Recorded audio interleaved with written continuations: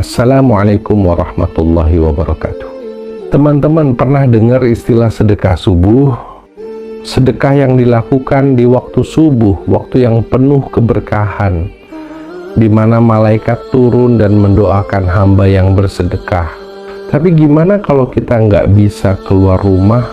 Ternyata ada 5 cara mudah buat sedekah subuh dari rumah, dan insya Allah pahalanya tetap mengalir tanpa henti. Yuk kita bahas satu persatu dengan santai tapi penuh makna. Cara pertama yang paling gampang adalah membuat kotak sedekah di rumah. Setiap habis subuh sisihkan sedikit uang, bahkan Rp1.000 pun cukup. Yang penting istiqomah. Nanti kalau sudah penuh bisa kamu salurkan ke masjid, yatim piatu, atau orang yang membutuhkan. Kuncinya bukan di jumlahnya, tapi di niat dan ketulusan hati. Bayangin aja, setiap koin yang kamu masukkan di waktu subuh, malaikat mencatatnya sebagai amal terbaik hari itu. Zaman sekarang, sedekah bisa dilakukan lewat jari.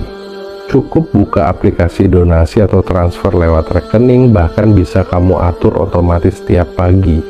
Tinggal niatkan sebelum subuh dan klik. Nggak perlu keluar rumah, tapi pahalanya tetap sama. Karena yang Allah lihat bukan jarak atau cara, tapi ketulusan niat di dalam hati. Jadi jangan remehkan kebaikan kecil yang kamu lakukan lewat layar kecil di tanganmu. Ini cara yang unik tapi penuh keberkahan. Sebelum subuh atau setelahnya, kamu bisa masak atau beli makanan, lalu bagikan ke tetangga, satpam, atau orang yang sedang bekerja pagi-pagi. Bisa juga dikirim lewat ojek online. Kelihatannya sederhana, tapi bisa jadi penyelamat lapar seseorang hari itu. Itulah bentuk sedekah yang paling indah, tapi mampu menghidupkan hati banyak orang. Ingat, sedekah terbaik adalah yang memberi manfaat tanpa harus diketahui siapa yang memberi.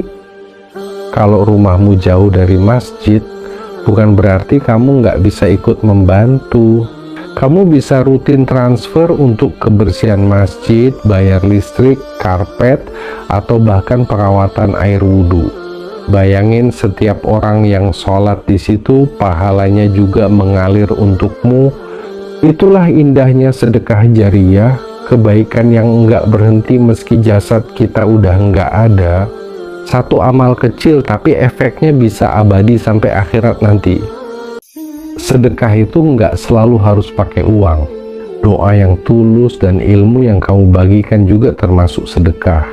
Misalnya setiap subuh kamu kirim doa untuk orang tua, guru, atau teman yang sedang diuji.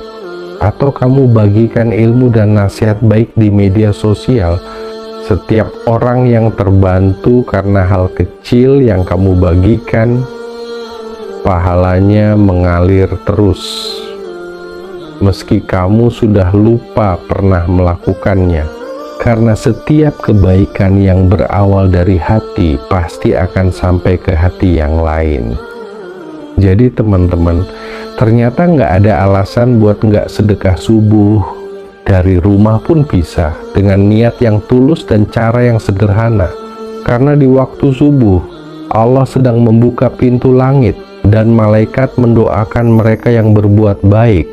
Mulai besok, biasakan sedekah subuh sekecil apapun bentuknya. Karena di mata Allah yang kecil tapi